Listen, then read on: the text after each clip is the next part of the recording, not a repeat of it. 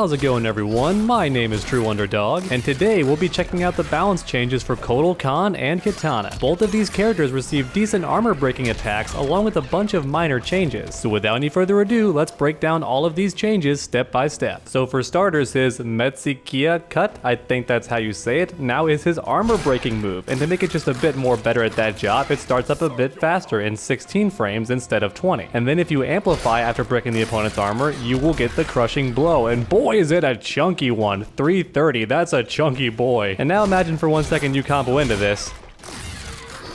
Oh my god, easy 40%. But now let's pretend that you're in Bullock. You know, let's just say. Oh my gosh, you're getting some damage. Oh, 45%. That was only 2 totems too, not even 3, and you're still getting really good damage. Now, unfortunately, when you land a Crushing blow, the totems just go away, and I hate that. It's true for most things in this game, but I just hate how totems, which take so much time to summon, will still go away if you land that Crushing blow. But even so, it's not all doom and gloom because that damage is certainly worth it. And the good news is this armor break is actually available in 2 of Kotal Kahn's 3 variations, the only exception being variation 1, which, man, they really don't want us to use that one because it didn't really get any changes, which is a real shame because variation 1 is still by far the easiest one to use. But even so, it seems like NetherRealm wants you to use variation 3 and 2 a lot more. And real quick, just for fun, let's see what happens after a Crushing blow. Into a second Crushing blow. Oh my god, you're getting pretty much 50. Okay, that's really good. So if you have that Crushing blow available, that's really good. How about here? Oh my god, still almost 50%, yeah. And I love this change because the original Crushing blow requirement was to anti-air and it wasn't very fast, so it honestly wasn't the easiest Crushing blow to land. You pretty much had to predict that jump. However, thankfully this move is faster now, so it's actually a better anti-air as well, so both Crushing blows have become a lot more feasible. And these next changes have to do with variation 2. NetherRealm really wants to make this variation viable. Let's see if it worked out. So for starters, Quani Amplify now recovers 1 frame faster on block, so let's check that out. This move was already pretty decent, and now it's at -7. Okay, so it's not really punishable by anybody except for Raijin or Raijin. No one's ever happy with how I pronounce that, but the good news is now the amplified version is 1 frame safer on block, and that's good because for anyone who's not aware, this also beats projectiles. So this variation is meant to be the anti-keep away variation because you have multiple ways to just power through projectiles, and making this move safer on block goes a long way to reinforcing that playstyle, though if you want my honest opinion, I think that Bullock is honestly still much better at dealing with keep away. And then we have Quani Pounce Amplify. This move has 5 more frames of block stun. So look at that, only -6. That's not too bad. Can you do it after a jump in? Yes, you can. Look at that. And it's even safer after a jump in, so -4. So it seems to be safer depending on how late you actually do it.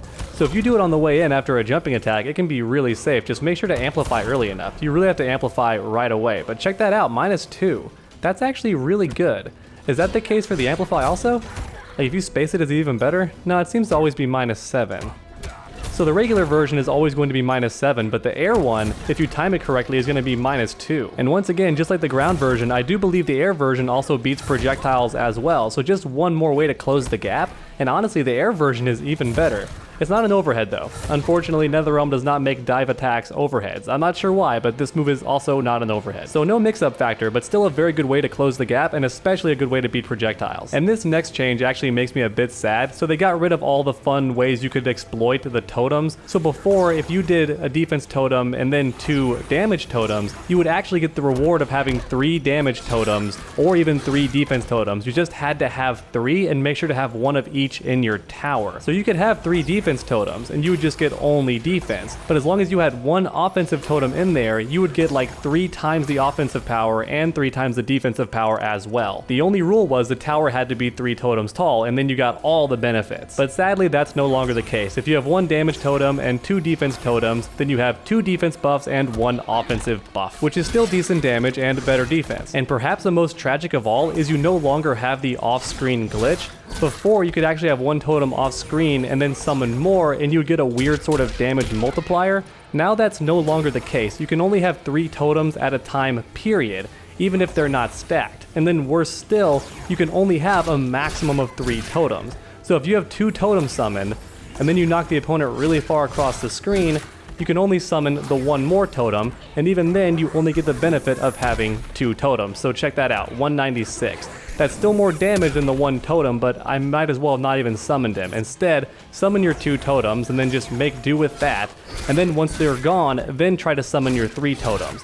Because at that point, summoning one more is not going to matter unless you summon a defensive totem. And this next change is also a minor nerf, so now the first hit of the disc toss, even when amplified, can now be parried. Whereas before, there was a rare glitch where you couldn't actually parry the first hit of the amplified disc toss. Now the opponent can, and that's more of like a balance change, not really a nerf. But as far as Kotal Kahn goes, that kind of sucks because now he no longer has that glitch. And personally, this glitch never happened to me, but if you were relying on it, now that glitch is 100% gone. And then last but not least, we have Kotal Kahn's Fatal Blow. So now only the final hit will actually have damage scaling. And this means 2 things. Number 1, the Fatal Blow just does more damage overall, even when done raw. It now does 330, whereas before it only did 329. Not a very big change when done by itself. However, this change is actually a pretty big deal for ending combos because now only the final hit will have damage scaling, which means the combo overall just does a bit more damage. So as you can see, that basic bread and butter did almost 40%, not too bad. And now for a second, let's imagine I'm playing Bullock. I'm gonna get even more damage now if I land this.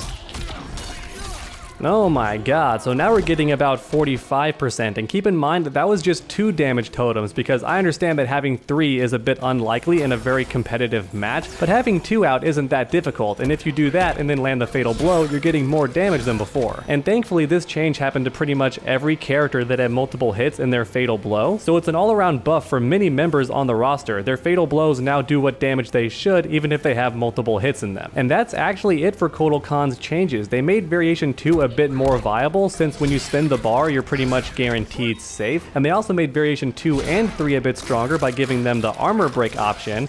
And then for Variation 3, sadly, we got a bunch of normalizations to his totems, which actually ended up being a nerf overall, since you no longer have access to all the fun glitches, and the damage and defense buffs you get are now super literal. So overall, I wouldn't say these adjustments are a game changer whatsoever, but even with that said, Kotal Kahn was a pretty decent character as it was. He wasn't top tier or anything, but in the hands of a skilled player, he was definitely able to win a majority of matchups. So even though I personally would have liked to see Kotal Kahn get a few more buffs, especially since he was done so dirty in story mode, I do agree with NetherRealm that giving him too many buffs might have made him a bit too good because he was already fairly solid, and even though everybody wants their character to be top tier, I think Kotal Kahn's in a really good spot. He could have been a bit better, but he's not bad at all at this point. And next up, we have Kitana. So with this character, it seems like NetherRealm was trying to make her other strings just a bit more useful, because if you main Kitana, then you know she pretty much only has 3 strings. She has this string, which is great for punishing moves that are unsafe.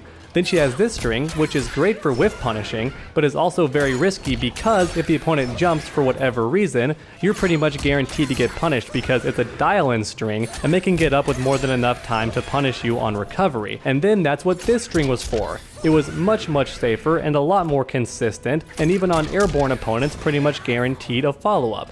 It had a pretty slow start, and it wasn't as good for whiff punishing, but man was it more reliable. And outside of those 3 strings, you pretty much didn't see any of these, even though Kitana has so many. So in this update, they tried to make a few of these a bit more viable. So first up, we have Leave Now. This string has 5 more frames of block stun and more pushback, so look at that, it's now -7. And has more pushback, so even though it is -7, pretty much nobody can punish this. But even so, I do really like this change because before, this string was only useful for about the first week the game came out, and players only used it for corner carries, so they would do like stuff like this. And as you can see, the opponent's very close to the corner now, and there's some distance between me and them, but if I was a bit closer, then I would be at +28 and also have the corner, so really good frame advantage on knockdown, and also the opponent's now in the corner thanks to all that screen carry. But after week 1, nobody did that because you had the booty bump, which was pretty much just as good. You're at 19, so not too bad, and you're also right in front of the opponent no matter what, so it was arguably much better for corner carry, and the damage you got was also better as well, so the Leave Now string was pretty much useless. So since this string is now safe on block against most characters, there might be more reason to use it because that first hit is a bit faster than her back 2. This move has much better range, but it's also 2 frames slower on startup, and if the opponent jumps, you're pretty much murdered. So Leave Now could actually be a pretty good option option if you're a bit closer to the opponent and you just want to throw out a mid to check them. It's safe on block, or on hit it has a lot of frame advantage. I'm not sure if these changes will make this move that much more useful, but at least now they're viable, whereas before there was no reason to use this string. And then we have Punishment, which also has 5 more frames of block stun. So look at that, -7, but does it start off with a high attack?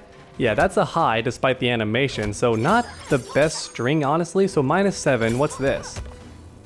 -7 also, and -4 if I finish it. I guess this move is faster for sure, it's 12, whereas this one is 13, but once again, I don't think it's safe enough to warrant using this string because this one's honestly better, and I don't even have to finish it, I can just stop early. This one, what's the first two like? -6? And then if I finish it, -7. It is kind of good for corner carry on block though, oddly enough. Look at all this distance the opponent's being pushed on block. So that's kind of interesting. Though this string's almost just as good. I don't know, I don't think Punishment's going to be super useful either, but at least now it has a purpose, kind of, and it's not completely useless like it was before. And then last but not least, Square Wave is Kitana's armor break, and this is actually pretty interesting because the opponent can't actually air escape from her fan lift, which means if you expect the breakaway, you can do a jumping kick and then just go straight into this, and you will break the armor and also get the crushing blow, which does some decent damage, and depending on your costume is a very lewd crushing blow, quite the naughty crushing blow. Poor Devora taking all that booty to the face, getting her cheeks clapped by a different pair of cheeks. And honestly, what's that like for ending combos? Let's just check it out. Okay, so by default you're already getting 30% even if you don't want to spend the crushing blow, so that's very nice. That's pretty good damage. However, if you do want the crushing blow, what's that like? Oh, you're getting 40%. That's nice for 2 reasons. One, Kitana pretty much never gets 40% outside of a damage buff or a crushing blow to end the combo. And reason number 2 is because this crushing blow requirement is normally quite hard to get. So before, it's got to be a punish from maximum range or a counter. So not just landing this from maximum range like some characters, it has to also be a counter hit or a punish. And this move has no evasive properties, and it's also not super fast on startup and has a pretty slow travel speed. So in other words, you're pretty much never going to land this crushing blow unless it was a freak accident. But now that you have a second way of getting it, it's a lot more feasible. So not only more damage, but I can actually see this crushing blow happening fairly often now. So it's actually a very good choice for her armor break. And that's actually it for Kitana's changes. So real quick, my final thoughts. I don't think making these strings better on block is going to make them used that much more, but I do appreciate how NetherRealm made them a bit less useless than they were before. As a Kitana main myself, I think I'll stick to the tried and true 3 variations that I already love. This string, and also this string are still going to be my go-to weapons of destruction, but I still think it was nice to try and make the other strings a bit more useful. And the armor break choice I think is also very good. It's already our go-to way to end combos, and since you can't air escape from fan lift, I think landing this after a good read is going to be fairly common, and you still get some decent damage and a crushing blow option as well. So I guess overall, it looks like Kotal Kahn is still the best of the 3 Khans, at least as far as gameplay goes. Shao Kahn got a bit better, but also a bit worse. Kotal Kahn got slightly better, but is still in the same spot. And then Kitana also got slightly better, but was already better than the 2 of them as far as tier lists go. So she's still the Queen Khan. But please let me know your thoughts on these changes in the comment section down below. And then while you're down there, please leave a like if you enjoyed the video. It really does help my channel out a ton. And finally, why not keep that combo going by subscribing and ringing that bell? That way you never miss a future video. Make sure to come back next time, and as always, stay underdogs.